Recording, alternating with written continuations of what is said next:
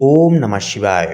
নমস্কার প্রিয় দর্শক বন্ধুগণ, ধনু রাশি তথা ধনু লগ্ন অনুসারে এই জানুয়ারি মাসের 2 তারিখ থেকে শুরু করে 8ই জানুয়ারি এই যে সময়কাল, এই সময়কালের মধ্যে একটি বিরল ঘটনা ঘটতে চলেছে আপনাদের ক্ষেত্রে। কারণ এই সময়কালে আপনার লগ্নে বা রাশিচক্রের প্রথম ঘরে কিন্তু সূর্য, বুধ, মঙ্গল এবং শুক্রের এক অভূতপূর্ব অবস্থান থাকছে, যেটি আপনাদের লগ্নে কিন্তু সৃষ্টি করছে চতুর্গ্রহী যোগ, যার কারণে কিন্তু আপনারা বিশেষ 3টি শুভ খবর লক্ষ্য করতে পারবেন জীবনে।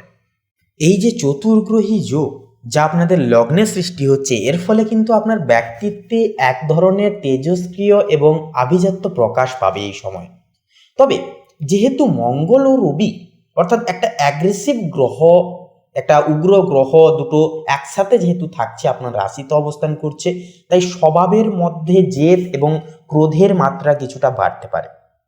মঙ্গলের অগ্নিতত্ত্ব আপনাকে কর্মতৎপর করবে ঠিকই, কিন্তু বুধের উপস্থিতির কারণে আপনি মাঝে মাঝে সিদ্ধান্ত নিতে গিয়ে দ্বিধা, একটা দ্বন্দ্বে কিন্তু ভুগতে পারেন।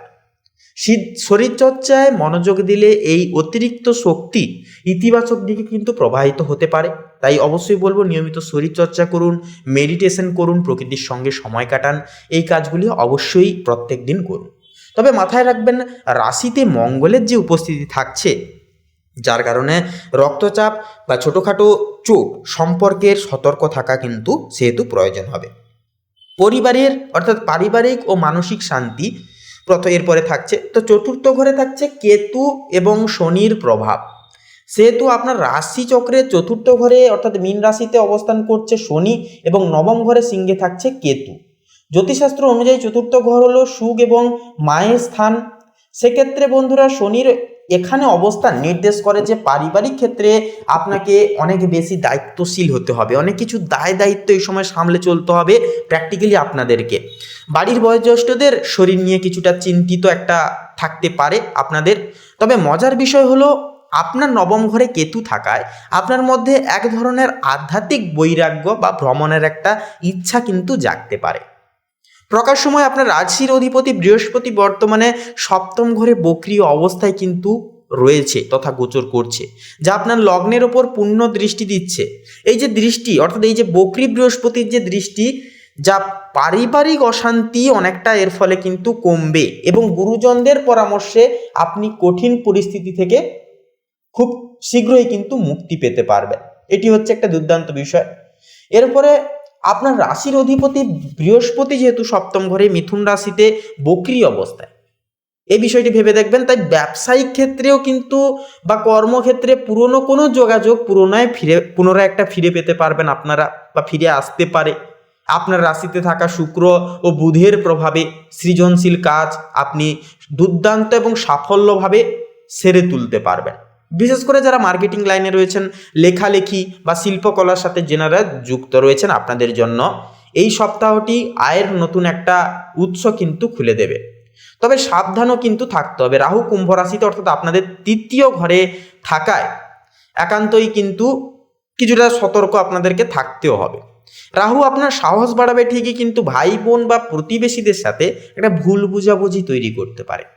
কাজের জায়গায় অতি উৎসাহে কাউকে কোনো প্রতিশ্রুতি দিতে যাবেন না, যা রক্ষা করা আপনার পক্ষে কঠিন হয়ে দাঁড়াবে পরবর্তীকালে। একটু ভেবেচিন্তে সেই সমস্ত দিকে পদক্ষেপ নেবেন। অর্থনৈতিকভাবে এই সপ্তাহটি স্থিতিশীল থাকবে, কারণ ধনু রাশিতে থাকা শুক্র বিলাসদ্রব্য কেনাকাটার একটা যোগ তৈরি করছে। প্রেম ও দাম্পত্য জীবন, দেখুন বক্রী বৃহস্পতির ভারসাম্য থাকছে, যেহেতু দাম্পত্য জীবনের ক্ষেত্রে এই সপ্তাহটি একটু মিশ্র ফলদায়ক হবে। আপনার সপ্তম ঘরে বক্রী বৃহস্পতির অবস্থায় থাকার কারণে অর্থাৎ বৃহস্পতি থাকার কারণে জীবনসঙ্গীর সাথে পুরনো কোনো বিষয় নিয়ে একটা মান অভিমান বিষয় একটা চলতে পারে। তবে যেহেতু আপনার রাশিতেই শুক্র প্রেমের কারক গ্রহ অবস্থান করছে, তাই রোম্যান্টিকতা একান্তই বলবো বজায় থাকবে। জীবনসঙ্গীর সাথে নিজের একটা অর্থাৎ জীবনসঙ্গীর স্বাস্থ্যের দিকের পাশাপাশি নিজের স্বাস্থ্যের দিকেও কিন্তু নজর দেওয়াটাও কিন্তু প্রয়োজন হবে। অর্থাৎ উভয় ক্ষেত্রে স্বাস্থ্যের দিকে নজরদারি রেখে চলুন। একটু স্বাস্থ্যের অবলম্বন অর্থাৎ সকালে উঠে দুজনে মিলে একটু মেডিটেশন করুন, প্রাণায়াম করুন, প্রকৃতির সঙ্গে সময় কাটান। এই কাজগুলি করলে দুজনেই কিন্তু দুজনের যে মানসিক এবং শারীরিক দিক দুটোই ভালো থাকবে। প্রেমের ক্ষেত্রে একটা সুমলিনতা ফিরে আসবে। অবিবাহিতদের জন্য বিয়ের আলোচনা একটা এগোতে পারে, তবে বলবো সিদ্ধান্ত নেওয়ার আগে একটু সময় নেওয়া ভালো। সময় নিয়ে ভাবনা চিন্তা করে তারপরে সেই সমস্ত দিকে পদক্ষেপগুলি গ্রহণযোগ্য করা ভালো। মঙ্গল ও রবির প্রভাবে সঙ্গীর ওপর কৃতিত্ব করার একটা প্রবণতা আপনার মধ্যে দেখা দিতে পারে, যা এড়িয়ে চলাই কিন্তু বুদ্ধিমানের কাজ হয়ে উঠবে আপনাদের ক্ষেত্রে। মনে রাখবেন, কুম্ভের রাহু আপনার যোগাযোগ মাধ্যমকে সক্রিয় রাখলেও সোশ্যাল মিডিয়ায় অতিরিক্ত সময় দেওয়া সম্পর্কের অবনতি একটা কিন্তু ঘটাতে পারে। তাই এই বিষয়ে সতর্ক তথা সচেতন আপনাদেরকে থাকতে হবে। প্রতিকার ও বিশেষ পরামর্শ বলি, প্রত্যেকটা ক্ষেত্রে আপনার রাশিতে গ্রহের এই জটিল বিন্যাসের প্রভাব শুভ করবার জন্য কিছু বিশেষ নিয়ম মানাটাও কিন্তু জরুরি। রাহুর জন্য প্রতিদিন সকালে কুকুরকে কিছু খাওয়ান এবং ছোট ভাই বোনদের সাথে সুসম্পর্ক বজায় রাখুন। মঙ্গলবারের জন্য অর্থাৎ মঙ্গল গ্রহকে শান্ত করিবার জন্য হনুমান চালিসা পাঠ করুন, যা আপনার ভেতরের ক্রোধকে নিয়ন্ত্রণে রাখতে অনেকখানি কিন্তু সহযোগিতা করবে।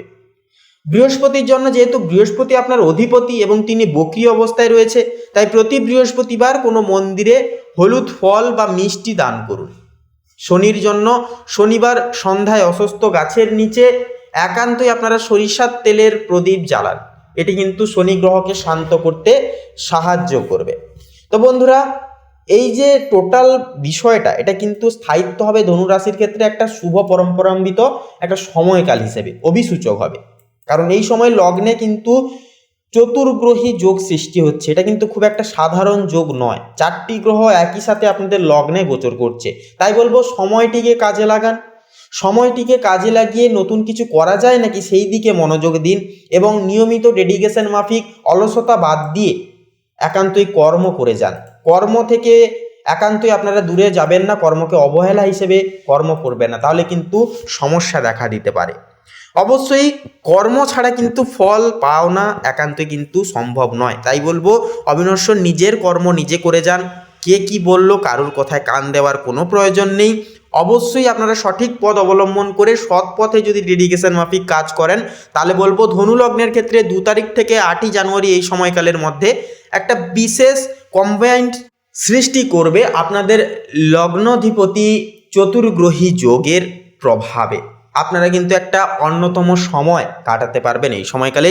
যে সমস্ত কাজে সফলতা আসছিল না, যেই সমস্ত দিক থেকে, সেই সমস্ত দিক থেকে সফলতা আসতে শুরু করবে। সেই সমস্ত বিষয়গুলি থেকে একান্ত একটা সৌহার্দ্য এবং সুমলিনতা ফিরে পাবেন। তো বন্ধুরা, ধনু রাশির ক্ষেত্রে বলি, আজকের এই পর্বটি এই পর্যন্ত। আজকের এই পর্বটি ভালো লাগলে অবশ্যই কমেন্টে ভক্তি ভরে লিখে যান হর হর মহাদেব, জয় সবার বড় ঠাকুর শনিদেবের জয়, অবশ্যই লিখে যান। ভিডিওটি আপন বন্ধু বান্ধবদের সাথে শেয়ার করে একটি লাইক দিয়ে আমাদের এই ভাগ্যবিচার চ্যানেলটিকে সাবস্ক্রাইব করে পাশে থাকতে ভুলবেন না। আপনারা ভালো থাকুন, সুস্থ থাকুন, সতর্ক থাকুন। সমস্ত মনের ইচ্ছা এই সময়কারে আপনাদের পূর্ণ হোক। রাধা মাধবের কাছে 33 কোটি দেবদেবীর কাছে এই কামনা, এই প্রার্থনা আপনাদের প্রত্যেকের উদ্দেশ্যে জানাই। নমস্কার।